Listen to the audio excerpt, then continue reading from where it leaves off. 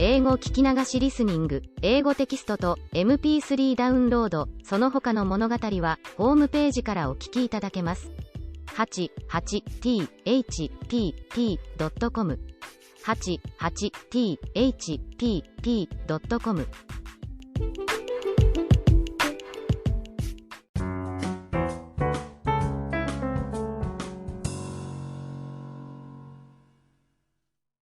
The Ugly Duckling.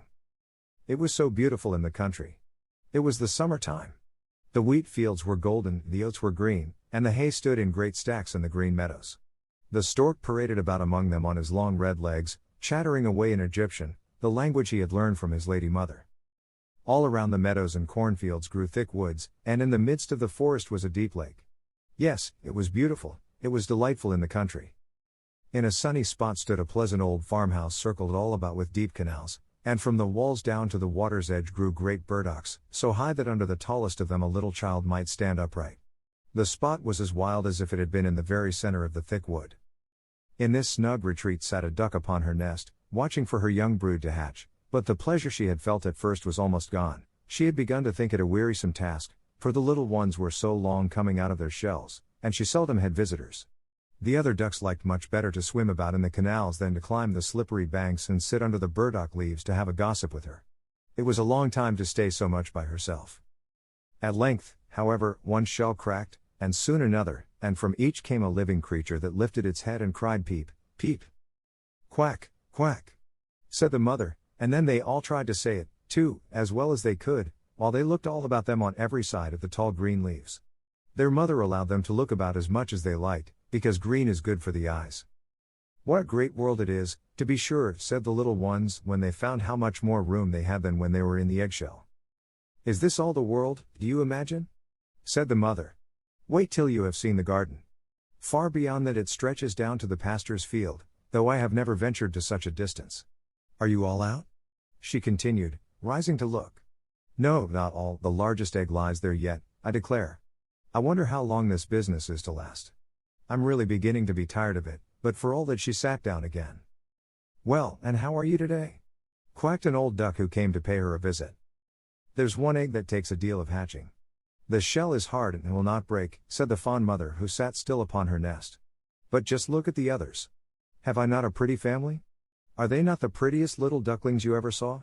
They are the image of their father, the good-for-naught. He never comes to see me. Let me see the egg that will not break, said the old duck. I've no doubt it's a guinea fowl's egg. The same thing happened to me once, and a deal of trouble it gave me, for the young ones are afraid of the water. I quacked and clucked, but all to no purpose. Let me take a look at it.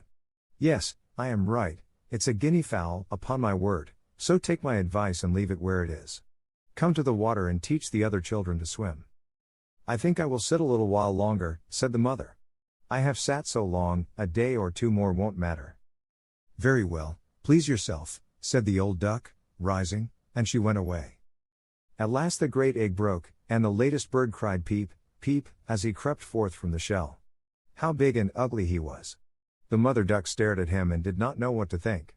Really, she said, this is an enormous duckling, and it is not at all like any of the others. I wonder if he will turn out to be a guinea fowl. Well, we shall see when we get to the water, for into the water he must go, even if I have to push him in myself. On the next day the weather was delightful. The sun shone brightly on the green burdock leaves, and the mother duck took her whole family down to the water and jumped in with a splash. Quack, quack, cried she, and one after another the little ducklings jumped in. The water closed over their heads, but they came up again in an instant and swam about quite prettily, with their legs paddling under them as easily as possible. Their legs went of their own accord, and the ugly grey coat was also in the water, swimming with them. Oh, said the mother, that is not a guinea fowl. See how well he uses his legs, and how erect he holds himself. He is my own child, and he is not so very ugly after all, if you look at him properly. Quack, quack. Come with me now. I will take you into grand society and introduce you to the farmyard, but you must keep close to me or you may be trodden upon, and, above all, beware of the cat. When they reached the farmyard, there was a wretched riot going on. Two families were fighting for an eel's head, which, after all, was carried off by the cat. See, children, that is the way of the world, said the mother duck, wetting her beak, for she would have liked the eel's head herself. Come, now, Use your legs, and let me see how well you can behave. You must bow your heads prettily to that old duck yonder. She is the highest born of them all and has Spanish blood, therefore she is well off. Don't you see she has a red rag tied to her leg, which is something very grand and a great honor for a duck. It shows that every one is anxious not to lose her, and that she is to be noticed by both man and beast. Come, now, don't turn in your toes. A well-bred duckling spreads his feet wide apart, just like his father and mother, in this way. Now bend your necks and say quack.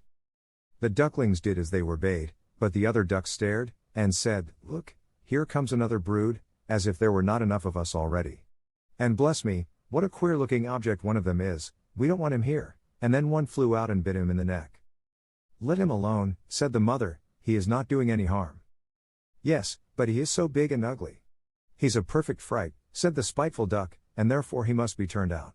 A little biting will do him good.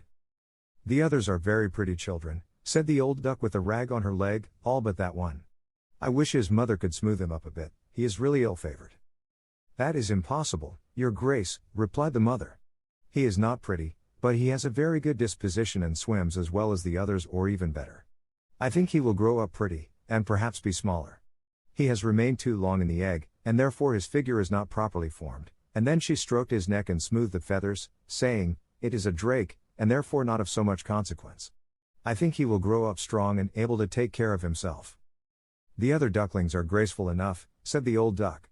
Now make yourself at home, and if you find an eel's head you can bring it to me.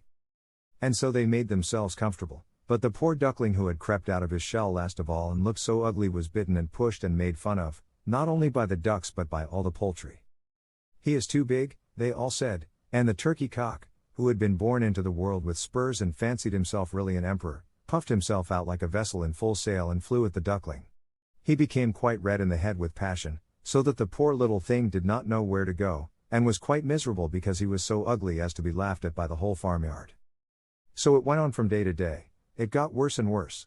The poor duckling was driven about by everyone, even his brothers and sisters were unkind to him and would say, Ah, you ugly creature, I wish the cat would get you, and his mother had been heard to say she wished he had never been born. The ducks pecked him, the chickens beat him, and the girl who fed the poultry pushed him with her feet. So at last he ran away, frightening the little birds in the hedge as he flew over the palings. They are afraid because I am so ugly, he said. So he flew still farther, until he came out on a large moor inhabited by wild ducks. Here he remained the whole night, feeling very sorrowful. In the morning, when the wild ducks rose in the air, they stared at their new comrade. What sort of a duck are you? They all said, coming round him. He bowed to them and was as polite as he could be, but he did not reply to their question. You are exceedingly ugly, said the wild ducks, but that will not matter if you do not want to marry one of our family. Poor thing. He had no thoughts of marriage, all he wanted was permission to lie among the rushes and drink some of the water on the moor. After he had been on the moor 2 days, there came 2 wild geese, or rather goslings, for they had not been out of the egg long, which accounts for their impertinence. Listen, friend, said one of them to the duckling, you are so ugly that we like you very well. Will you go with us and become a bird of passage? Not far from here is another moor, in which there are some wild geese, all of them unmarried. It is a chance for you to get a wife. You may make your fortune, ugly as you are. Bang, bang, sounded in the air, and the 2 wild geese fell dead among the rushes, and the water was tinged with blood. Bang, bang, echoed far and wide in the distance, and whole flocks of wild geese rose up from the rushes. The sound continued from every direction, for the sportsmen surrounded the moor, and some were even seated on branches of trees, overlooking the rushes. The blue smoke from the guns rose like clouds over the dark trees, and as it floated away across the water, a number of sporting dogs bounded in among the rushes, which bent beneath them wherever they went. How they terrified the poor duckling! He turned away his head to hide it under his wing, and at the same moment a large, terrible dog passed quite near him. His jaws were open, his tongue hung from his mouth, and his eyes glared fearfully. He thrust his nose close to the duckling, showing his sharp teeth, and then splash, splash, he went into the water, without touching him. Oh, sighed the duckling, how thankful I am for being so ugly, even a dog will not bite me. And so he lay quite still, while the shot rattled through the rushes, and gun after gun was fired over him. It was late in the day before all became quiet, but even then the poor young thing did not dare to move. He waited quietly for several hours and then, after looking carefully around him, hastened away from the moor as fast as he could. He ran over field and meadow till a storm arose, and he could hardly struggle against it. Towards evening he reached a poor little cottage that seemed ready to fall, and only seemed to remain standing because it could not decide on which side to fall first. The storm continued so violent that the duckling could go no farther. He sat down by the cottage, and then he noticed that the door was not quite closed, in consequence of one of the hinges having given way. There was, therefore, a narrow opening near the bottom large enough for him to slip through, which he did very quietly, and got a shelter for the night. Here, in this cottage, lived a woman, a cat, and a hen. The cat, whom his mistress called my little son, was a great favorite. He could raise his back, and purr, and could even throw out sparks from his fur if it were stroked the wrong way. The hen had very short legs, so she was called Chicky Shortlegs. She laid good eggs, and her mistress loved her as if she had been her own child. In the morning the strange visitor was discovered. The cat began to purr and the hen to cluck. "What is that noise about?" said the old woman, looking around the room. But her sight was not very good, therefore when she saw the duckling she thought it must be a fat duck that had strayed from home. "Oh, what a prize!" she exclaimed. "I hope it is not a drake, for then I shall have some duck's eggs. I must wait and see." So the duckling was allowed to remain on trial for 3 weeks, but there were no eggs. Now the cat was the master of the house, and the hen was the mistress, and they always said, "We in the world," for they believed themselves to be half the world, and by far the better half, too. The duckling thought that others might hold a different opinion on the subject, but the hen would not listen to such doubts. "Can you lay eggs?" she asked. "No." "Then have the goodness to cease talking. Can you raise your back, or purr, or throw out sparks?" said the cat. "No." "Then you have no right to express an opinion when sensible people are speaking." So the duckling sat in a corner, feeling very low-spirited, but when the sunshine and the fresh air came into the room through the open door, he began to feel such a great longing for a swim that he could not help speaking of it. "What an absurd idea!" said the hen. "You have nothing else to do, therefore you have foolish fancies. If you could purr or lay eggs, they would pass away." "But it is so delightful to swim about on the water," said the duckling, "and so refreshing to feel it close over your head while you dive down to the bottom." "Delightful, indeed. It must be a queer sort of pleasure," said the hen. "Why, you must be crazy. Ask the cat, he is the cleverest animal I know. Ask him how he would like to swim about on the water, or to dive under it, for I will not speak of my own opinion. Ask our mistress, the old woman, there is no one in the world more clever than she is. Do you think she would relish swimming and letting the water close over her head?" "I see you don't understand me," said the duckling. "We don't understand you. Who can understand you, I wonder? Do you consider yourself more clever than the cat or the old woman? I will say nothing of myself. Don't imagine such nonsense, child, and thank your good fortune that you have been so well received here. Are you not in a warm room and in society from which you may learn something? But you are a chatterer, and your company is not very agreeable. Believe me, I speak only for your good. I may tell you unpleasant truths, but that is a proof of my friendship. I advise you, therefore, to lay eggs and learn to purr as quickly as possible." "I believe I must go out into the world again," said the duckling. "Yes, do," said the hen. So the duckling left the cottage and soon found water on which it could swim and dive, but he was avoided by all other animals because of his ugly appearance. Autumn came, and the leaves in the forest turned to orange and gold. Then, as winter approached, the wind caught them as they fell and whirled them into the cold air. The clouds, heavy with hail and snowflakes, hung low in the sky, and the raven stood among the reeds, crying, "Croak, croak." It made one shiver with cold to look at him. All this was very sad for the poor little duckling. One evening, just as the sun was setting amid radiant clouds, there came a large flock of beautiful birds out of the bushes. The duckling had never seen any like them before. They were swans, and they curved their graceful necks, while their soft plumage shone with dazzling whiteness. They uttered a singular cry as they spread their glorious wings and flew away from those cold regions to warmer countries across the sea. They mounted higher and higher in the air, and the ugly little duckling had a strange sensation as he watched them. He whirled himself in the water like a wheel, stretched out his neck towards them, and uttered a cry so strange that it frightened even himself. Could he ever forget those beautiful, happy birds? And when at last they were out of his sight, he dived under the water and rose again almost beside himself with excitement. He knew not the names of these birds nor where they had flown, but he felt towards them as he had never felt towards any other bird in the world. He was not envious of these beautiful creatures, it never occurred to him to wish to be as lovely as they. Poor ugly creature, how gladly he would have lived even with the ducks, had they only treated him kindly and given him encouragement. The winter grew colder and colder, he was obliged to swim about on the water to keep it from freezing, but every night the space on which he swam became smaller and smaller. At length it froze so hard that the ice in the water crackled as he moved, and the duckling had to paddle with his legs as well as he could, to keep the space from closing up. He became exhausted at last and lay still and helpless, frozen fast in the ice. Early in the morning a peasant who was passing by saw what had happened. He broke the ice in pieces with his wooden shoe and carried the duckling home to his wife. The warmth revived the poor little creature, but when the children wanted to play with him, the duckling thought they would do him some harm, so he started up in terror, fluttered into the milk pan, and splashed the milk about the room. Then the woman clapped her hands, which frightened him still more. He flew first into the butter cask, then into the meal tub and out again. What a condition he was in! The woman screamed and struck at him with the tongs, the children laughed and screamed and tumbled over each other in their efforts to catch him, but luckily he escaped. The door stood open, the poor creature could just manage to slip out among the bushes and lie down quite exhausted in the newly fallen snow. It would be very sad were I to relate all the misery and privations which the poor little duckling endured during the hard winter, but when it had passed he found himself lying one morning in a moor, amongst the rushes. He felt the warm sun shining and heard the lark singing and saw that all around was beautiful spring. Then the young bird felt that his wings were strong, as he flapped them against his sides and rose high into the air. They bore him onwards until, before he well knew how it had happened, he found himself in a large garden.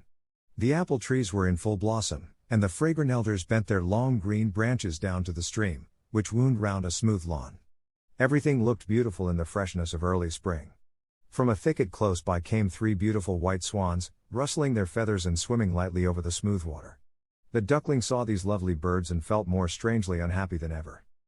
"I will fly to these royal birds," he exclaimed, "and they will kill me because, ugly as I am, I dare to approach them. But it does not matter, better be killed by them than pecked by the ducks, beaten by the hens, pushed about by the maiden who feeds the poultry, or starved with hunger in the winter." 49. Then he flew to the water and swam towards the beautiful swans. The moment they espied the stranger they rushed to meet him with outstretched wings. "Kill me," said the poor bird, and he bent his head down to the surface of the water and awaited death. But what did he see in the clear stream below?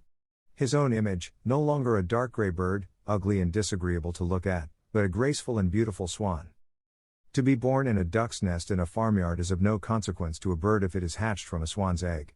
He now felt glad at having suffered sorrow and trouble, because it enabled him to enjoy so much better all the pleasure and happiness around him, for the great swans swam round the newcomer and stroked his neck with their beaks, as a welcome. Into the garden presently came some little children and threw bread and cake into the water. "See," cried the youngest, "there is a new one," and the rest were delighted, and ran to their father and mother, dancing and clapping their hands and shouting joyously, "There is another swan come, a new one has arrived." Then they threw more bread and cake into the water and said, "The new one is the most beautiful of all, he is so young and pretty." And the old swans bowed their heads before him. Then he felt quite ashamed and hid his head under his wing, for he did not know what to do, he was so happy, yet he was not at all proud. He had been persecuted and despised for his ugliness, and now he heard them say he was the most beautiful of all the birds. Even the elder tree bent down its boughs into the water before him, and the sun shone warm and bright. Then he rustled his feathers, curved his slender neck, and cried joyfully, from the depths of his heart, "I never dreamed of such happiness as this while I was the despised ugly duckling."